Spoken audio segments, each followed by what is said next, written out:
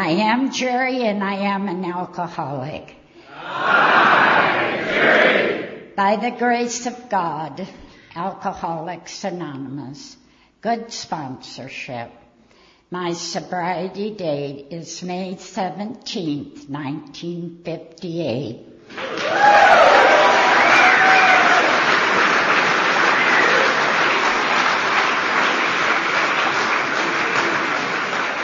And I have had the privilege and honor of participating and being a part of Alcoholics Anonymous for 49 years. And I never had it so good. I can't believe that I have been so blessed. And, I only have one story. I can't change it. Many of you have heard it many times, and many of you haven't. But if I can carry the message to one person in this room tonight, and there is something that I can say that will keep you coming back, then God has blessed me once again. I'm an only child. I grew up in a very dysfunctional family. My dad was never there because I didn't know till I was 25 years old that I was an illegitimate child. And I grew up with my grandmother and my grandfather and my aunts and uncles. And my mother was never there. She didn't have a drinking problem. She had a man problem. And so she was always gone. And there were always new daddies in my life. Being an only child, I spent a lot of time in my room. I read a lot.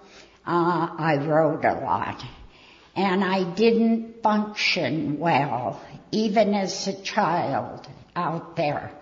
My grandfather was an alcoholic, and we had many, many sessions with him coming home drunk, falling in the bushes, 10 feet of snow, yelling for one of us to come out and get him. Sometimes the holidays were very, very good, and sometimes they were very, very difficult. My mother finally, when I was 12 years old, she married a man. She met him on a train going somewhere and came home and said to my grandmother, "I'm taking Gerry to Alaska. I've met someone." And my grandmother says, "You have got to be out of your mind. You cannot take that child to Alaska." And my mother did. And so we went, in 1948, it was not a jet we went in. It was a very scary airplane. And I remember praying all the way to Alaska. I had no idea where I was going.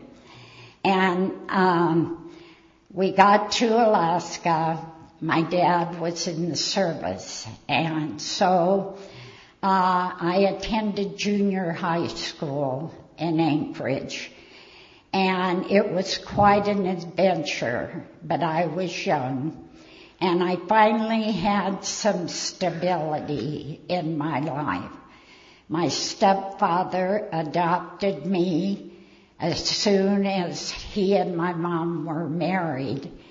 And I had a pretty good life. My mother didn't change that much.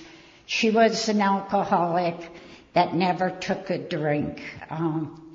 Very, very, very dysfunctional. And so we left Anchorage and went to Fort Walton Beach, Florida. And I was 16 years old. And I never made many friends because we were never in one place that long. And so I stayed to myself. But I was very popular, and we got to Fort Walton Beach, and things started happening in my life. I was the head cheerleader. I was homecoming queen 2 years in a row. I was in the Miss Northwest Florida beauty pageant, made it to the finals, and got to the 12 finalists, and got eliminated because I was only 17 years old. But even then, with all these good things happening in my life, I sabotaged it because I was full of fear. I was insecure. I never felt good enough. I never felt like I deserved anything. So my dad got stationed once again. We left Florida. And my dad got stationed in Okinawa, Japan. So my mom and I returned to Omaha, Nebraska, where I had grown up. And once again, we lived with my grandmother. And I went to a Catholic high school. I went to Catholic schools all of my life until we went to Alaska and Fort Walton Beach, Florida, because there weren't any Catholic schools there.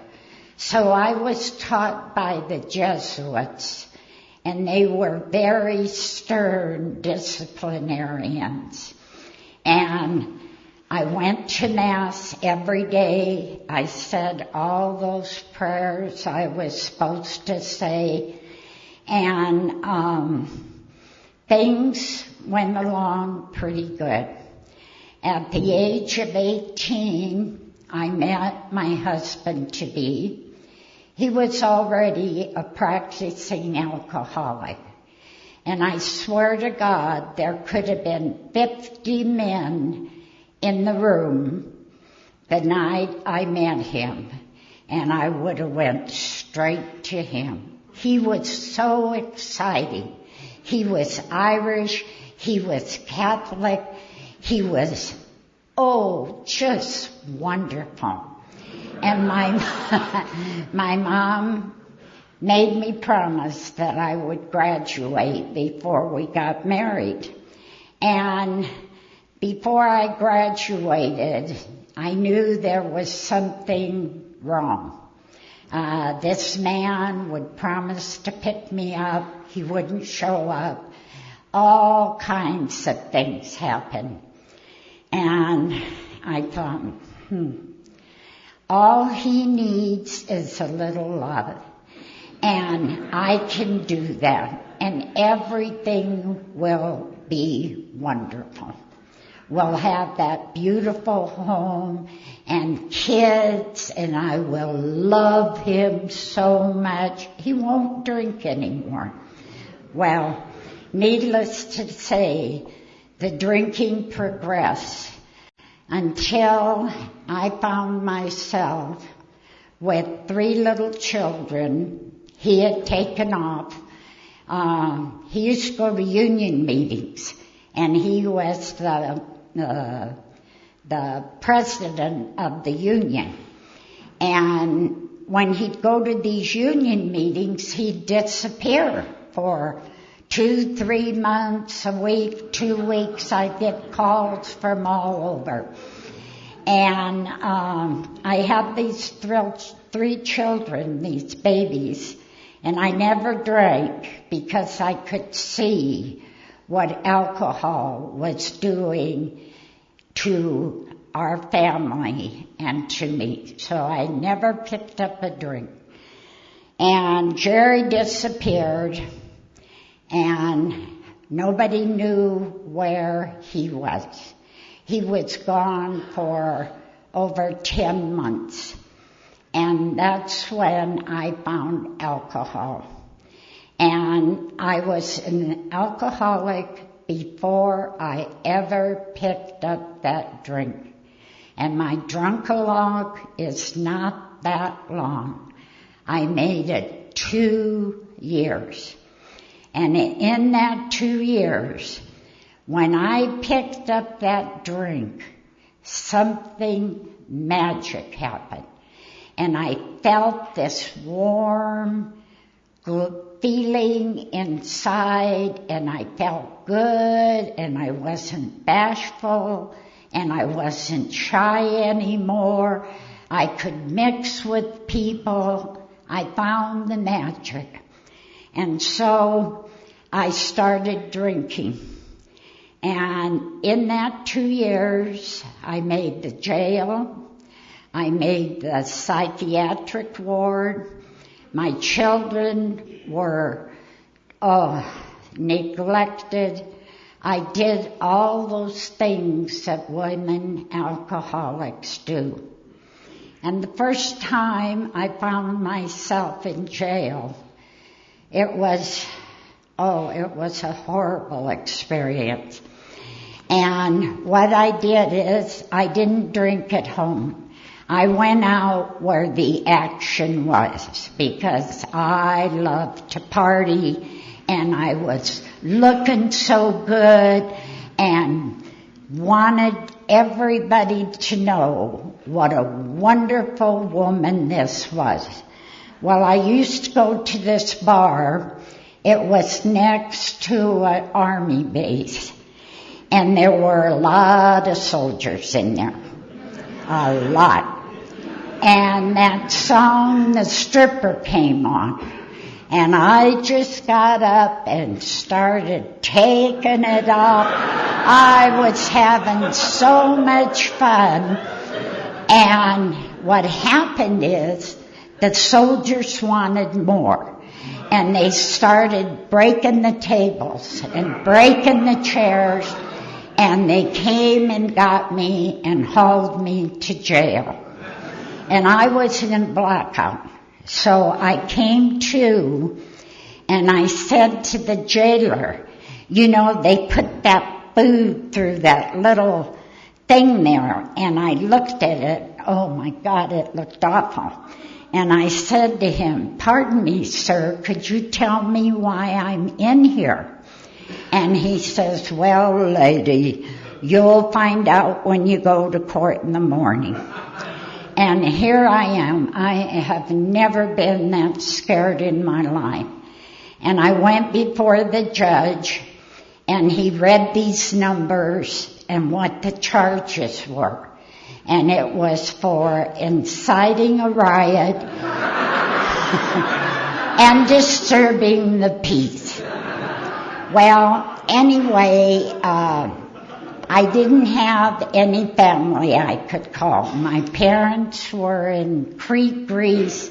I did not want my beloved grandmother to know that I was in this mess.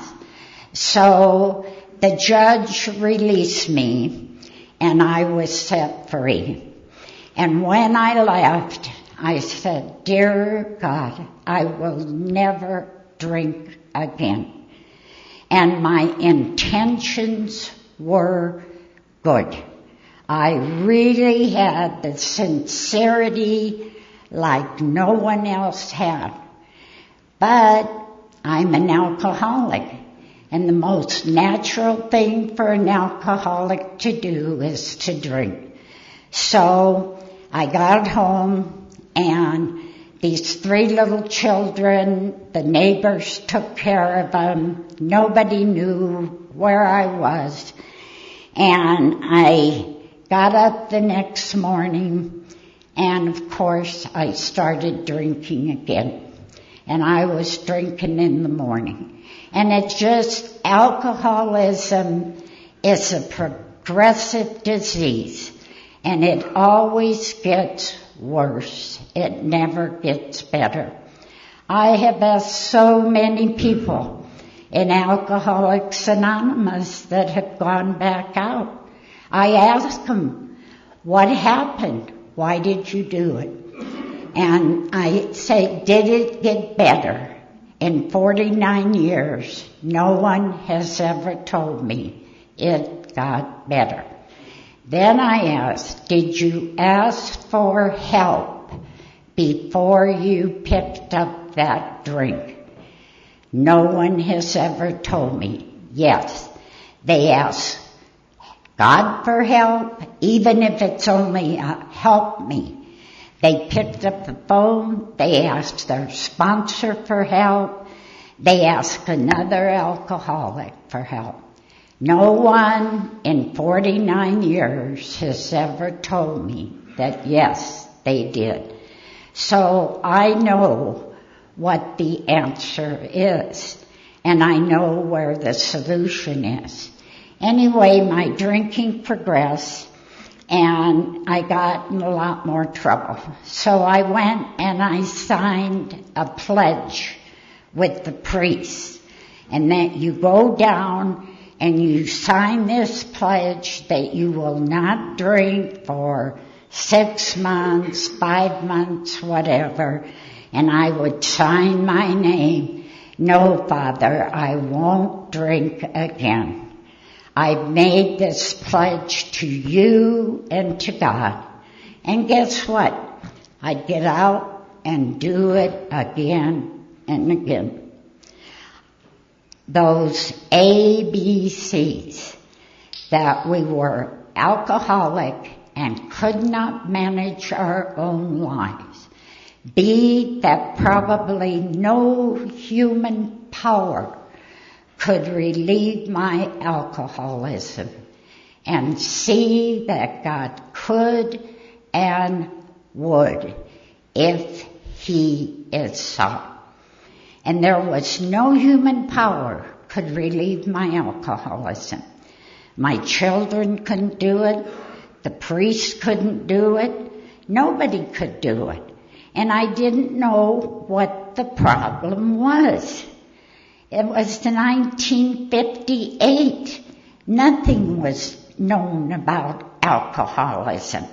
The Medical Association had not even acknowledged it as a disease.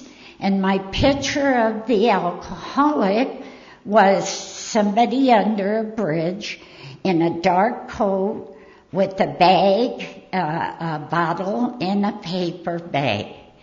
Well, my life became so unmanageable, and there was so much insanity in it.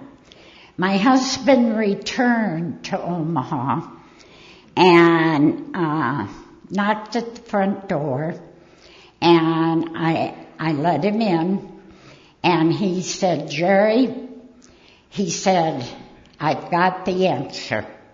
We're moving to California. There's so much to do there, so many beautiful ocean and fishing, and we won't have to drink anymore. And we packed up, put everything in the house because they were foreclosing on it. I was losing it anyway. And we took off. And Gerry didn't drink. And we stopped somewhere, and I said, I'm going to have a beer. And he didn't say anything about it. And I just thought, I'm not an alcoholic. He's the alcoholic. And so we got to California. And I had these 3 children. And that's when I hit my bottom. The drinking started again. It was weekend partying. I was drinking every day. And one Monday I came to, and I looked at the devastation around me. It had been a 3-day party, broken tables, cigarette butts in the beer, and all the empty cans. And I looked at my children, and I saw the fear in their eyes. And I went in the bedroom, and I got on my knees, and I said, please, God, help me. And I got up, and I went to the table, and the want ads were open. And it said in there, if you have a drinking problem, call this number. And that's what I did. And the lady said, have you drank today? And I said, no, I haven't had a drink today. And she said, don't drink, and we'll be up to pick you up at 7 o'clock for an Alcoholics Anonymous meeting. And I was so desperate, I didn't even question what it was. So I got dressed that night, and the two ladies came. And my husband came home in the meantime, and he saw me all dressed up. And he had been drinking, and he says, where in the hell are you going? And I said, I'm going to an Alcoholics Anonymous meeting. Well, of course, he didn't believe me. So he got the car, and he put it around the corner, and he watched. And these two old women came and got me, and I went to my first Alcoholics Anonymous meeting, and he followed me. And he had been drinking, and the men took him out and walked him. But I have to tell you, it wasn't a warm welcome. The man standing at the door looked at me, and he said, who are you? And I said, I'm Gerry, and I think I have a drinking problem. And I had a watch. I still had a watch. And he says, you still got a watch. You don't belong here. And I thought, oh my God. And that's what my husband wanted to hear. He didn't belong there. He was too young. And so he continued to drink for quite a while. And I didn't. I stayed.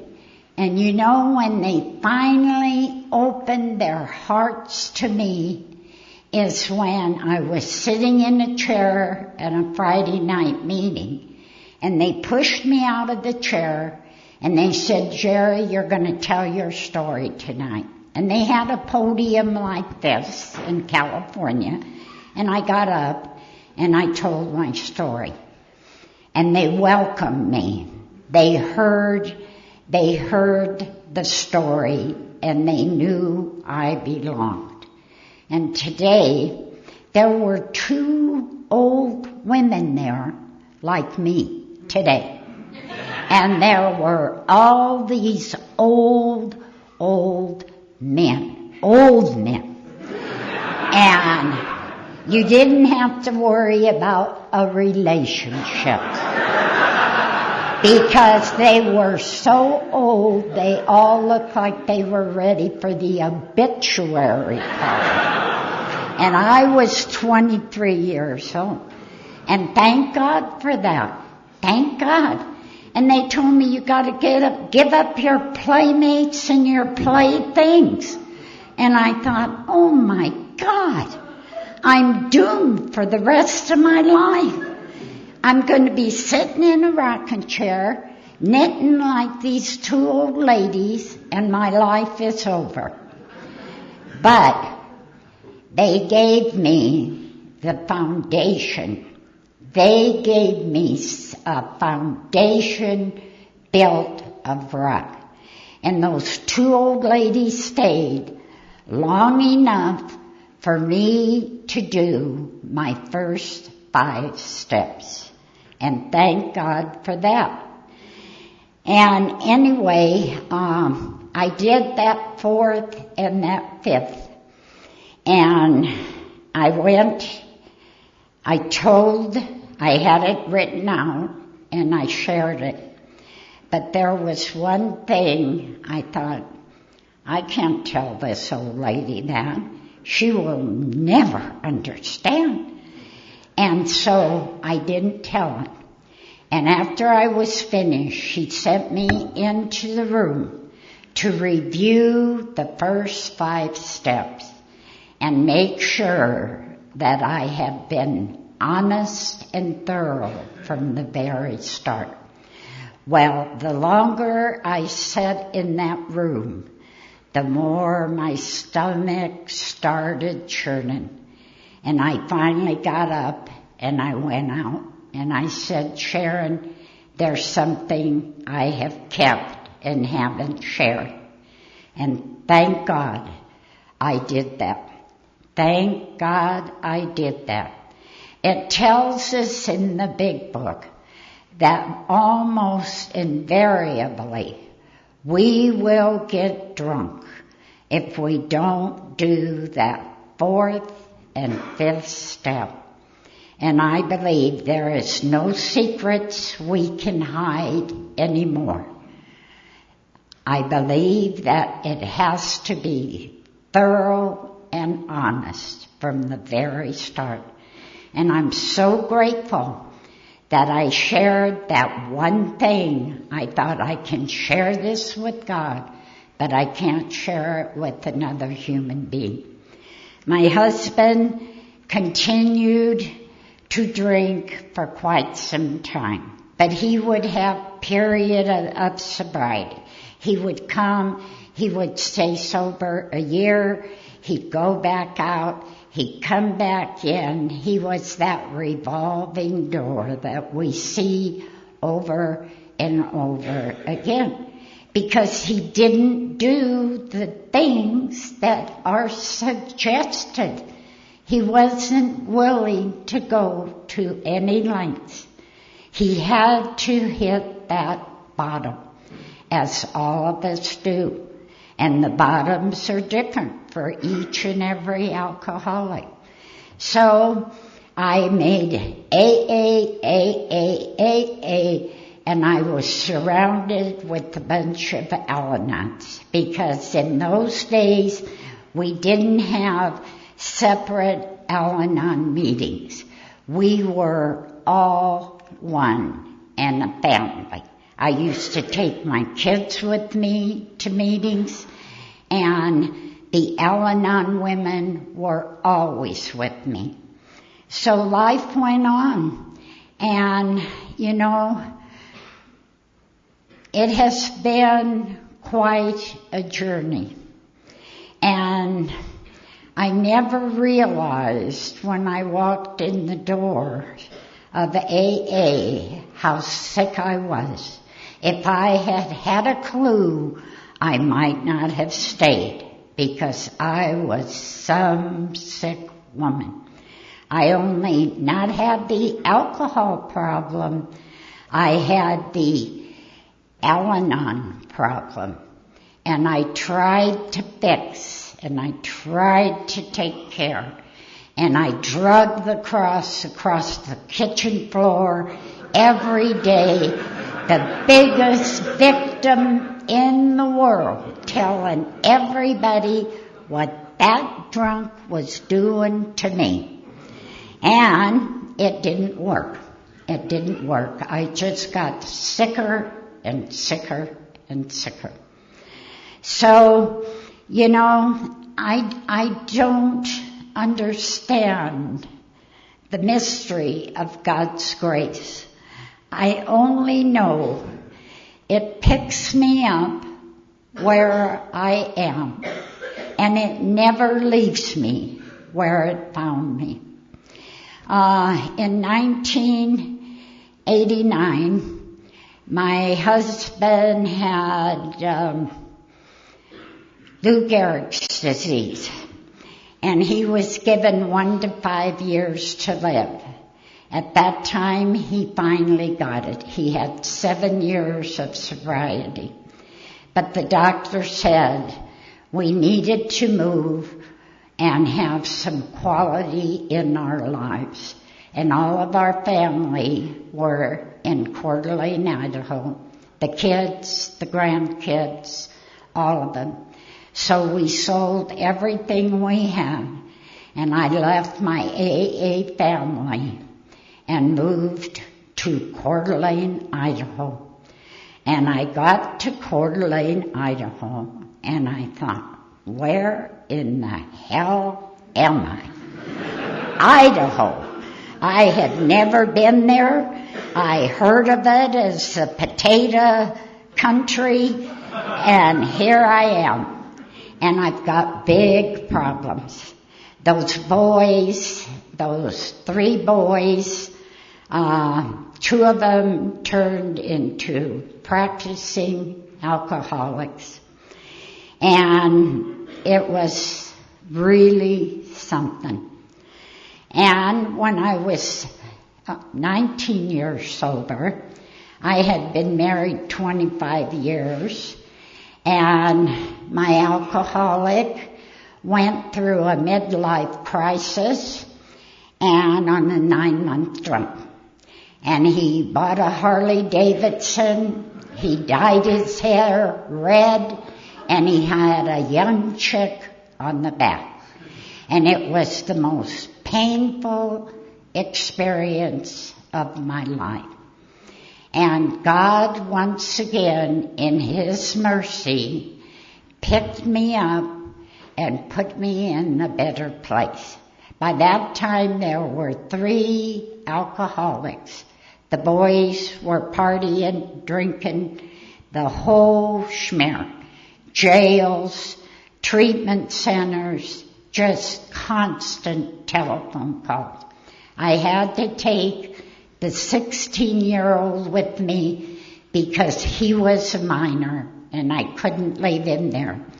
But God got me a beautiful apartment, jacuzzi, tennis courts, and for the first time in my life, I started taking care of me. And I had called Chuck C. in Laguna Beach.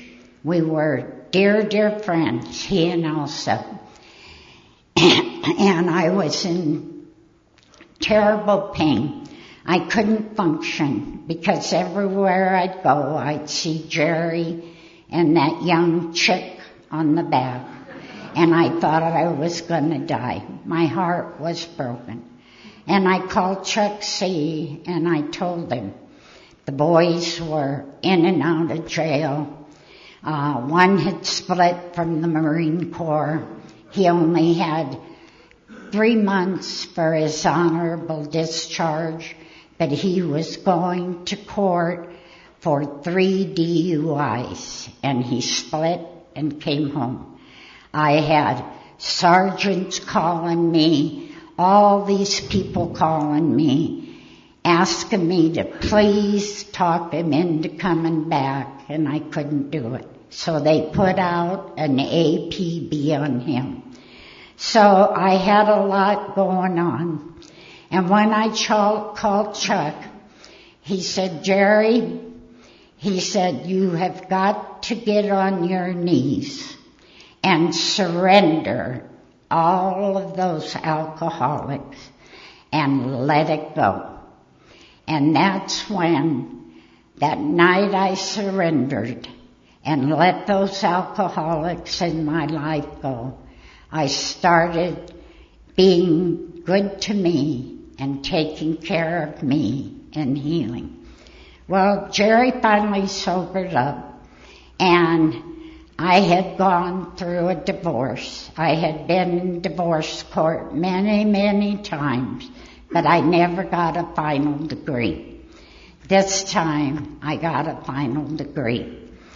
So he sobered up, and then he was diagnosed with Lou Gehrig's disease 7 years later.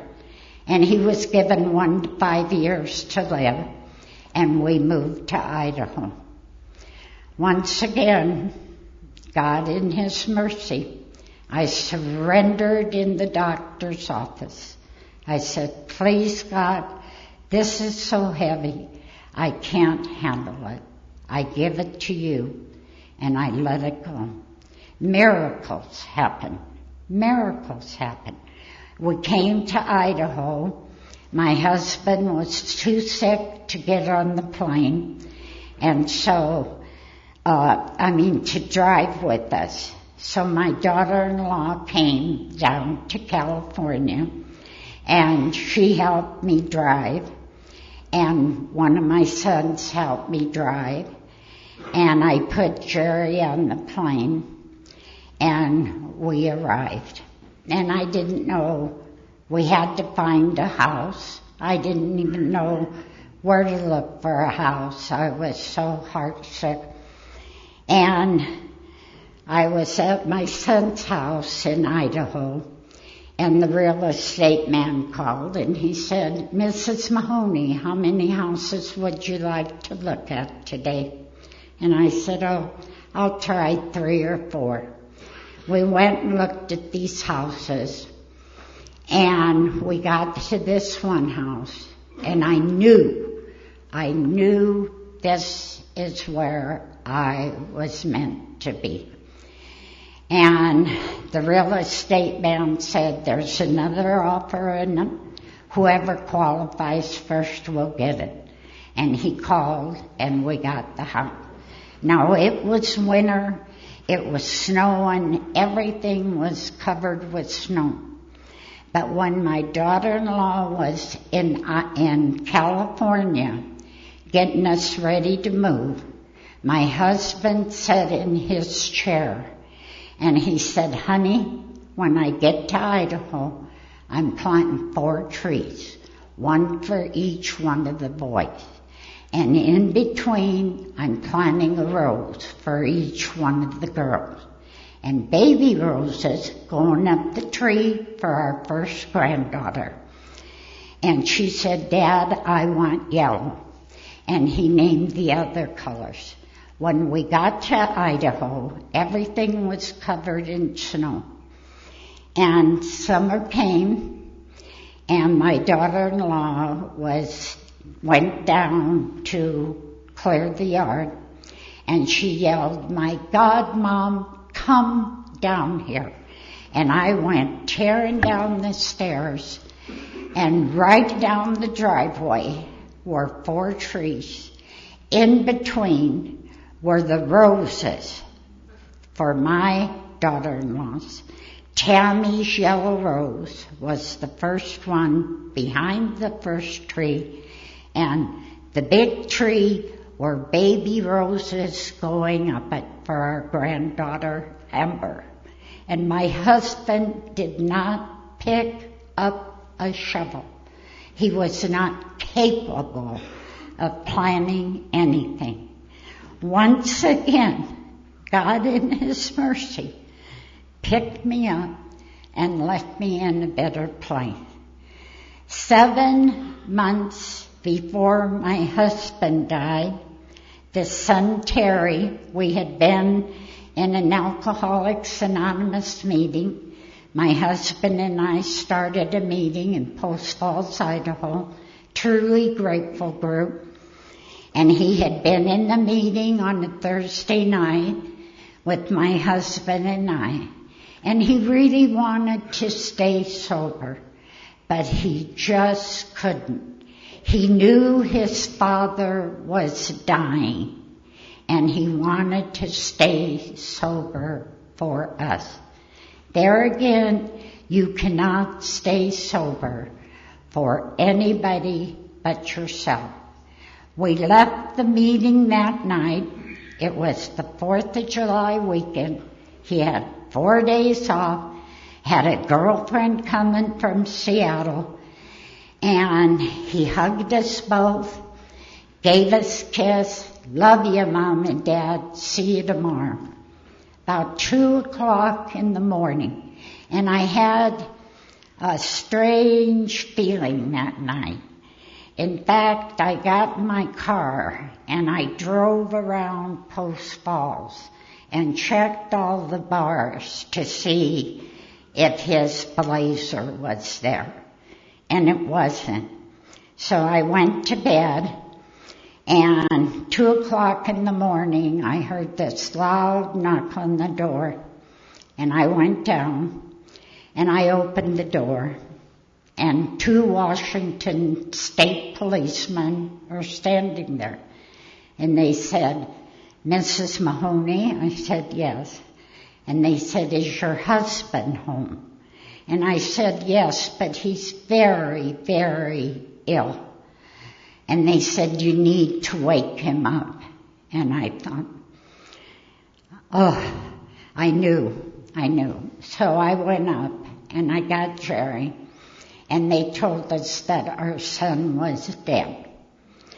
And, only someone that has lost a child knows that pain.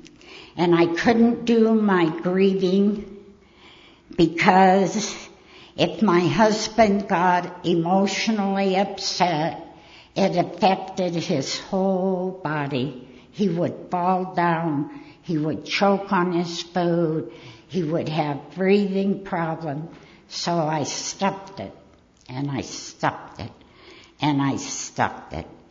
7 months later, my husband passed, and Alcoholics Anonymous has taught me how to live, but my husband taught me about dying, because when he was leaving, we were all in the room, and he asked us to say the Serenity Prayer. And my sons and I held hands and said the Serenity Prayer. And his last words were, keep coming back. It works. And I went over and I whispered in his ear. I said, honey, it's time to let go. Terry is waiting for you. And I saw the peace that surpasses all understanding. The smile on his face and the light in his eyes were something I had never witnessed. So, what do? You've lost your husband, you've lost your son, all in 7 months. You've had 2 funerals. You people surrounded me with your love. You walked with me when I didn't think I could put one foot in front of the other. And I had not done my grieving, so I was in the grieving process. And I remember being on my knees and raising my fists and saying, my God, why have you forsaken me? You know what? He was carrying me. He never left me. He was carrying me through all of that pain and all of that darkness. And the beginning and the place he left me after I got through the grieving was such a spiritual experience. I was in that house. I wanted out of that house because everywhere I went, I had reminders. There was an ad in the paper for a college student. Now, mind you, I'm 50 years old. I answered the ad. It was to work out on this millionaire's home on Lake Quarter Lane, and you had to go by boat to get there. And I wrote him a letter, and I answered the ad, and guess what? The phone rang. It was Mr. Magnuson. He said, Gerry, I have read your letter, and I have absolutely got to meet you. He said, come down to the resort, and I'll pick you up at in the boat, and we'll go across to the house and talk. That was the most incredible job I ever had in my life. The beauty, the flower gardens were in all the magazines. All these trails with benches that overlooked the lake. I could walk there. I had my own cottage, and I had a big swing.